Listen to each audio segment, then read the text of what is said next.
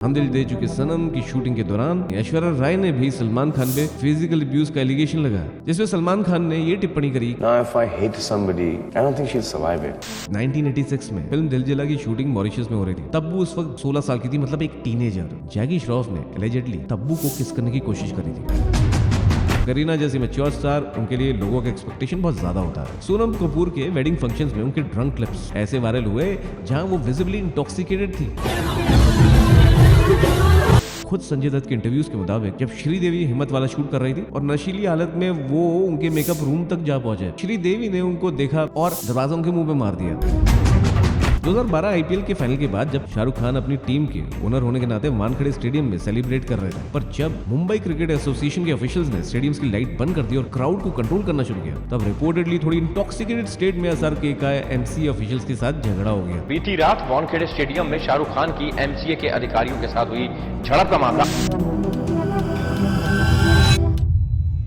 दोस्तों, जिन लोगों को हम स्क्रीन पे हीरो मानते हैं, कभी कभी रियल लाइफ में वो विलेन का काम करते हैं। मैं बताता हूँ कि आदमी दिल से जवान होता है, उम्र से नहीं। You just fail हो यार। जिनसे हम सीखते हैं, जिनको हम आइडल मानते हैं, कभी कभी उनके ही एक्शंस सोसाइटी के लिए एक वार्निंग बन जाते हैं। रिश्ते में हम तुम्हारे बाप होते और तुम मेरी आमेन करो। बॉलीवुड एक ऐसी दुनिया है जहाँ फेम, ग्लैमर और चार्म सब कुछ दिखाई देता है। यहाँ एक्टर्स को लोग उनकी एक्टिंग के लिए ही नहीं बल्कि उनकी लाइफस्टाइल के लिए भी फॉलो करते हैं। लेकिन कभी कभी ये सितारे अपनी इंटॉक्सिकेशन के चक्कर में एक ऐसी लाइन क्रॉस कर देते हैं जहाँ एडमिरेशन बदल जाता है डिसअपॉइंटमेंट में। वाह यार, थैंक यू। सभी दे रहे हैं।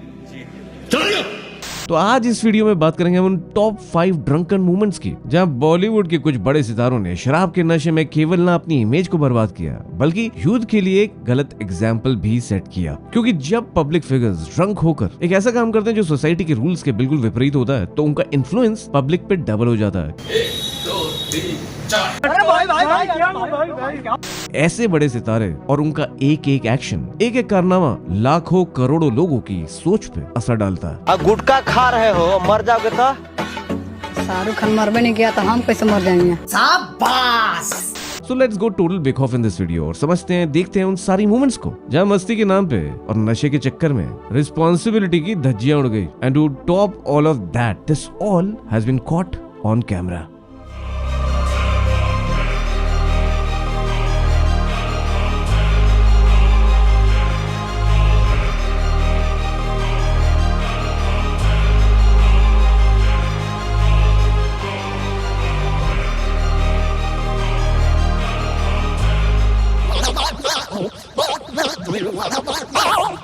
तो चलिए सबसे पहले बात करते हैं सलमान खान की। वो नाम जो बॉलीवुड से सिनोनिमस हो चुका है, पर एक ऐसा भी टाइम था जब उनके ड्रंकन मोमेंट्स ने बॉलीवुड को ही नहीं, सभी लोग जो बॉलीवुड से प्यार भी करते थे उनको भी हिला के रख दिया था और उनका करियर और उनकी इमेज का बहुत बड़ा डाउनफॉल देखा गया। देखो ये बात तो मैंने तो शुरू नहीं की।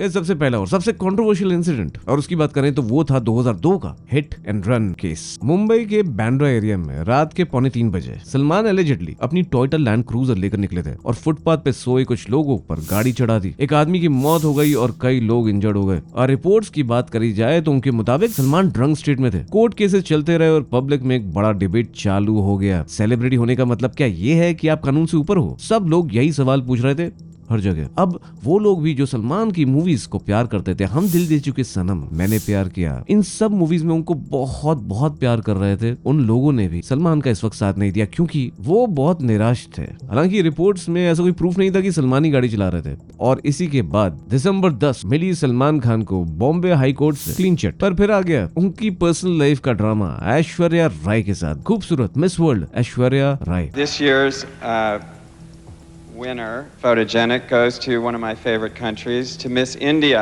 उनके रिलेशनशिप के दौरान रिपोर्ट्स आई थी कि उन्होंने सेट पर वायलेंट बिहेवियर दिखाया था। हम दिल दे चुके सनम की शूटिंग के दौरान उनका एग्रेसिव आउटबर्स्ट पब्लिक तक पहुंच गया था। और इतना ही नहीं, ऐश्वर्या राय ने भी सलमान खान पे फिजिकल अब्यूज का एलिगेशन लगाया, जिसमें सलमान खान ने ये टिप्पणी करी कि if I hit her she won't survive it. Now if I hate somebody, I don't think she'll survive it.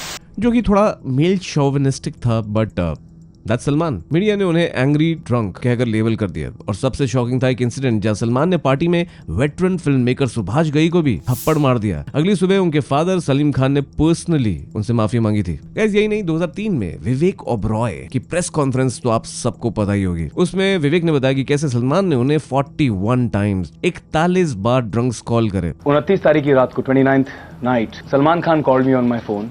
उन्होंने मुझे मेरे मोबाइल पे फोन किया डायरेक्टली। खूब शराब पी रखी थी, शराब के नशे में धुत थे और ही started out saying that who are you, तुम हो कौन, तुम अपने आप को समझते क्या हो।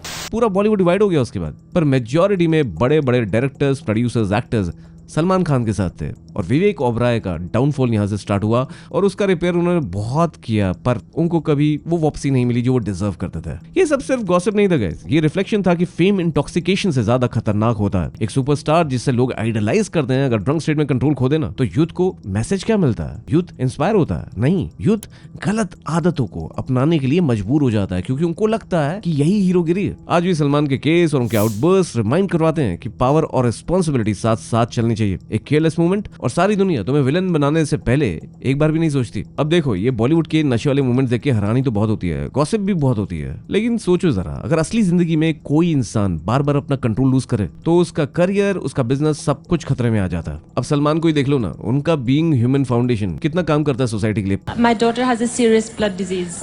She needs a bone marrow transplant. And I request everyone in the audience to please register up in the bone marrow registry. Sure, done dear.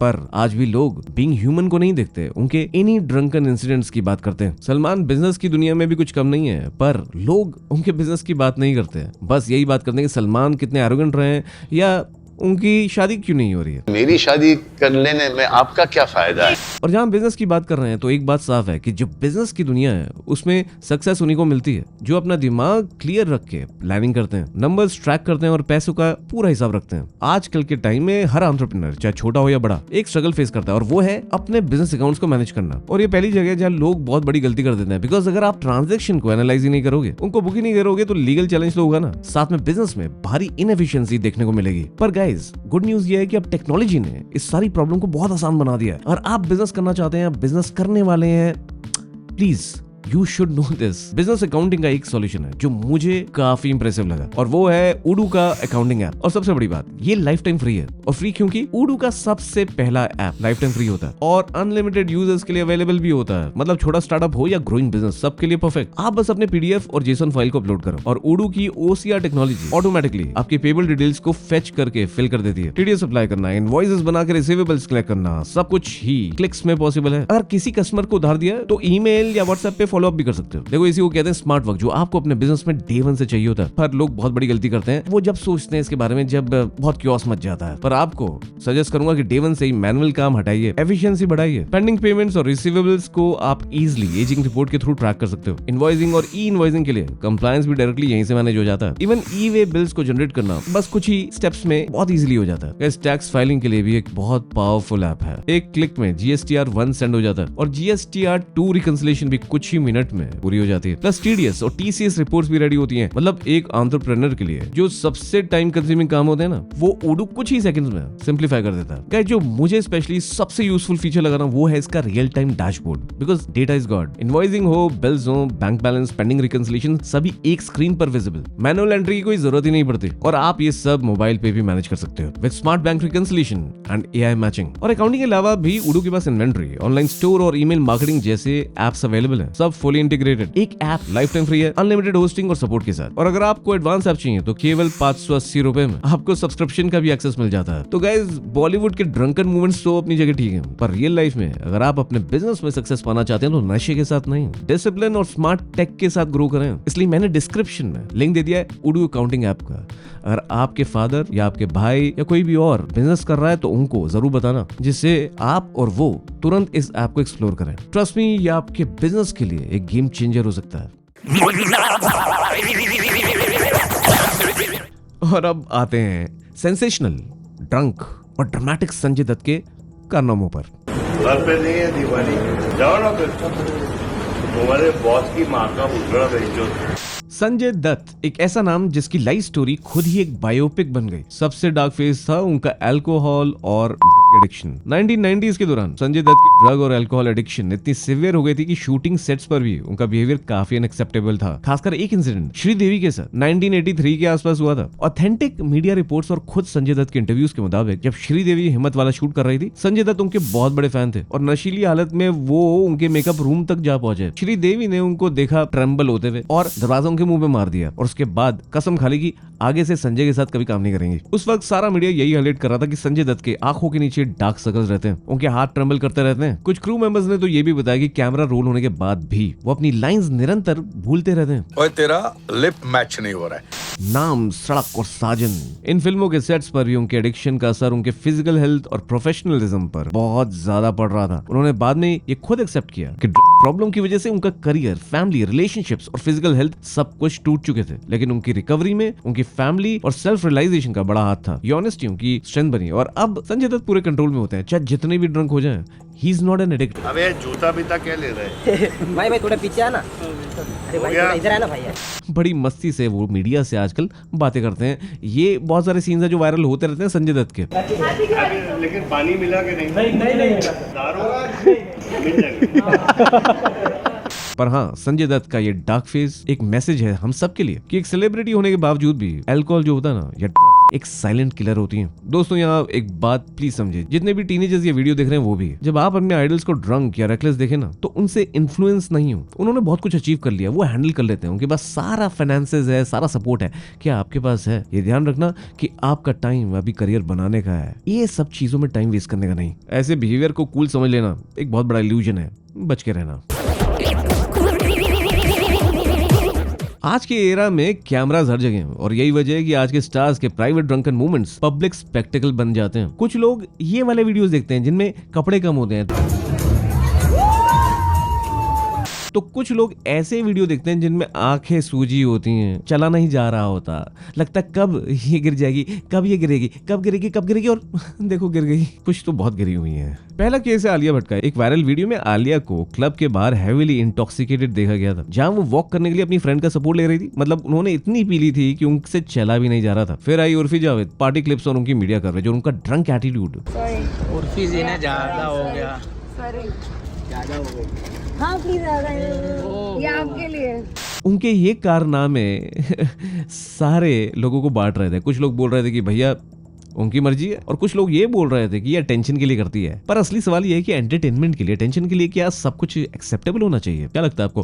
पर आलिया भट्ट और उर्फी जावेद ही नहीं, करीना कपूर खान जो एक बहुत बड़ा नाम है, उनको भी इस हालत में देखा गया। सोनम कपूर के वेडिंग फंक्शंस में उनके ड्रंक क्लिप्स ऐसे वायरल हुए जहां वो विजिबली इंटॉक्सिकेटेड थी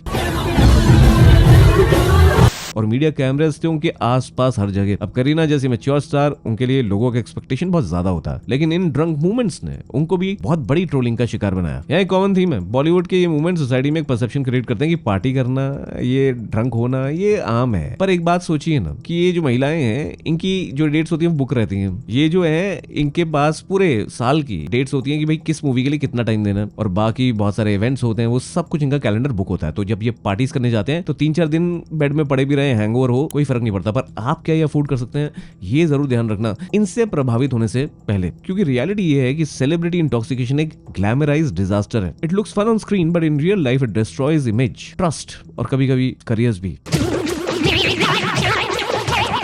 ये स्टोरी थोड़ी पुरानी है, चलिए पीछे चलते हैं पुराने इरा में। 1986 में फिल्म दिल जला की शूटिंग मॉरिशस में हो रही थी, जिसमें जैकी श्रॉफ, फराह नाज और डैनी डेंगजोंगपा शामिल थे। तब्बू उस वक्त 16 साल की थी, मतलब एक टीनेजर। तब्बू फराह की छोटी बहन, उस वक्त टीनेजर, ध्यान रखना। और तभी उसी शूटिंग के दौरान डैनी ने एक पार्टी रखी थी। उस पार्टी में जैकी श्रॉफ ने एलिजेडली तब्बू को किस करने की कोशिश करी थी। फराह ने इसके बाद मीडिया में बात काफी उछाली और इसके बाद बहुत हंगामा भी मचा। पर एक बात बड़ी इंटरेस्टिंग थी, आपको पता है जैकी श्रॉफ जब किस करने की कोशिश कर रहे थे और तब्बू रेजिस्ट कर रही थी, तब डैनी ने के जैकी को दूर किया था तब्बू से। इमेजिन करिए, डैनी जो फिल्मों में विलेन और जैकी जो फिल्मों में हीरो। रियल लाइफ में इस इंसिडेंट के हिसाब से तो बिल्कुल ऑपोजिट कैरेक्टर्स थे। सोचिए ना, जिनको हम सितारा सोचते हैं, रियल लाइफ में क्या वो एक्चुअली में सितारे होते हैं या घमंड और नशे में चूर कई बार लाइन क्रॉस कर देते हैं? जब काम पे ध्यान देना, छोड़े चल। तो यहाँ असली हीरो कौन हुआ और असली विलेन कौन हुआ, बता दीजिए कमेंट्स में। गाइस ये बस कंट्रोवर्सी नहीं थी, एक बहुत शॉकिंग न्यूज थी, because doing something like this with a teenager without their consent is a big crime. आज की डेट में अगर ये हो जाए तो आप सोच ही सकते हैं उस स्टार का क्या होगा, पूरा करियर चौपट हो जाएगा। पर उस टाइम पे जैकी वॉज एक्सक्यूज्ड। तो अब आते हैं 2012 के IPL फाइनल पे। KKR पहला टाइटल, एक नई कहानी। जहां शाहरुख खान ने एक ऐसा काम किया कि उनको लेने के देने पड़ गए। सब लोग हैरान थे, पूरा स्टेडियम हैरान था। 2012 IPL के फाइनल के बाद जब शाहरुख खान अपनी टीम के ओनर होने के नाते वानखेड़े स्टेडियम में सेलिब्रेट कर रहे थे। सेलिब्रेशन काफी लेट नाइट तक चली, पर जब मुंबई क्रिकेट एसोसिएशन के ऑफिशियल्स ने स्टेडियम्स की लाइट बंद कर दी और क्राउड को कंट्रोल करना शुरू किया, तब रिपोर्टेडली थोड़ी इंटॉक्सिकेटेड स्टेट में SRK का MCA ऑफिशियल्स के साथ झगड़ा हो गया। बीती रात वानखेड़े स्टेडियम में शाहरुख खान की MCA के अधिकारियों के साथ हुई झड़प का मामला। अब इमेजिन करिए ना, again Shahrukh Khan the hero, और वो झगड़ा कर रहे हैं यार ड्रंकन हालत में। बड़ी अजीब सी बात है। वही कह रहे हो ना, अरे थोड़ी पार्टी करने दो यार, बट रूल्स तो रूल्स होते हैं ना गाइस, रूल्स तो सबके लिए होते हैं। आए विटनेसेस के मुताबिक उन्होंने कुछ अब्यूजिव लैंग्वेज भी बोली। इस इंसिडेंट पर MCA ने कंप्लेंट फाइल करी और शाहरुख खान को वानखेड़े स्टेडियम में 5 साल के लिए बैन कर दिया गया। इमेजिन करिए, SRK was now banned from entering Wankhede. बाद में बैन 3 साल तक रिड्यूस कर दिया गया था गाइस। शाहरुख खान ने अपनी तरफ से कहा कि उन्होंने ऐसा रिएक्ट इसलिए किया क्योंकि उनके बच्चे भी वहां मौजूद थे और उन्हें लगा कि सिक्योरिटी गार्ड्स उनके बच्चों के साथ बुरा बर्ताव कर रहे हैं। अब ये सच है या झूठ है ये तो हमें नहीं पता, पर हाँ, ये झगड़ा अगर शाहरुख खान नॉर्मल स्टेट में होते हैं, सोबर होते, तो शायद मुझे नहीं लगता इतना बढ़ता। उन्होंने बोला कि उन्होंने अपना टेम्पर खो दिया था। ये इंसिडेंट दिखाता है कि चाहे आप कितने भी बड़े सेलिब्रिटी हो, पावर और अल्कोहल का मिक्स कभी सेफ नहीं होता गाइस। अपने बिहेवियर पर हमेशा कंट्रोल रखना जरूरी है। आप कभी भी आपा खो जाते हो क्योंकि आप सेंसिटिव हो जाते हो, आपके जो इनहिबिशंस होते हैं वो डाउन हो जाते हैं। देखिए, इस केस में जो पब्लिक है, जो फैंस है, उनके रिएक्शंस मिक्स्ड थे। कुछ लोगों ने बोला कि शाहरुख खान स्ट्रेस में थे, अपनी फैमिली से बहुत प्यार करते हैं, पर कुछ ने उनको जज किया। उनकी पब्लिक इमेज पे एब्सोल्युटली इंपैक्ट तो बहुत बड़ा। सीख ये मिलती है कि इंटॉक्सिकेशन को ग्लैमराइज नहीं करना चाहिए। अपने एक्शंस की रिस्पांसिबिलिटी लेना जरूरी है, खासकर जब आप पब्लिक फिगर हो और एक बड़े हीरो का दर्जा आपको मिला हो, लोग प्यार करते हो आपको। दोस्तों, इन 5 ड्रंकन मूवमेंट से एक बात तो साफ हो ही जाती है, अल्कोहल और फेम का कॉम्बिनेशन बहुत डेंजरस हो सकता है। ये वीडियो किसी सेलिब्रिटी को शेम करने के लिए नहीं है, बल्कि एक वेकअप कॉल है। एक ऐसा मिरर है जिसमें सोसाइटी अपनी फैसिनेशन और प्रैक्टिस को दोनों को साथ में देख सकती है। स्टार्स का इन्फ्लुएंस यूथ पे बहुत ज्यादा है और एक केयरलेस मूवमेंट से सिर्फ इमेज नहीं, रिलेशनशिप्स, डिग्निटी, करियर और क्रेडिबिलिटी भी खत्म हो सकती है। हम स्टार्स को हीरो समझते हैं, लेकिन जब वो ड्रंक हो जाते हैं तो हम उन्हें रिलेटेबल कहकर उनके एक्शंस को जस्टिफाई कर देते हैं। रियलिटी ये है गाइस, एक ड्रंकन मिस्टेक ना किसी की भी लाइफ बिगाड़ सकती है और एक मोमेंट ऑफ मैडनेस एक लाइफ लॉन्ग रिग्रेट बन सकता है। सोच के देखो, अगर फेम, वेल्थ और पावर लॉ ब्रेक करने का लाइसेंस बन जाए तो हम किस डायरेक्शन में जा रहे हैं। अगली बार जब आप किसी भी सेलिब्रिटी को ड्रंक पार्टी या रेकलेस बिहेवियर करते देखो ना, तो बस एक सवाल पूछना, अगर ये कॉमन इंसान करता तो सोसाइटी क्या कहती। देखो, रिस्पॉन्सिबिलिटी को हमेशा प्रायोरिटी दो, स्टे अवेयर, स्टे अकाउंटेबल और सीखो ये लेसन, चाहे स्क्रीन के हीरो या रियल लाइफ के हीरो। और हाँ, ऐसे और बेखौफ ब्रेकडाउन्स के लिए हमारे चैनल पीपोय को सब्सक्राइब जरूर करो। और याद रखो, सेलिब्रिटी कल्चर सिर्फ एंटरटेनमेंट नहीं है, यह हम सबका रिफ्लेक्शन है।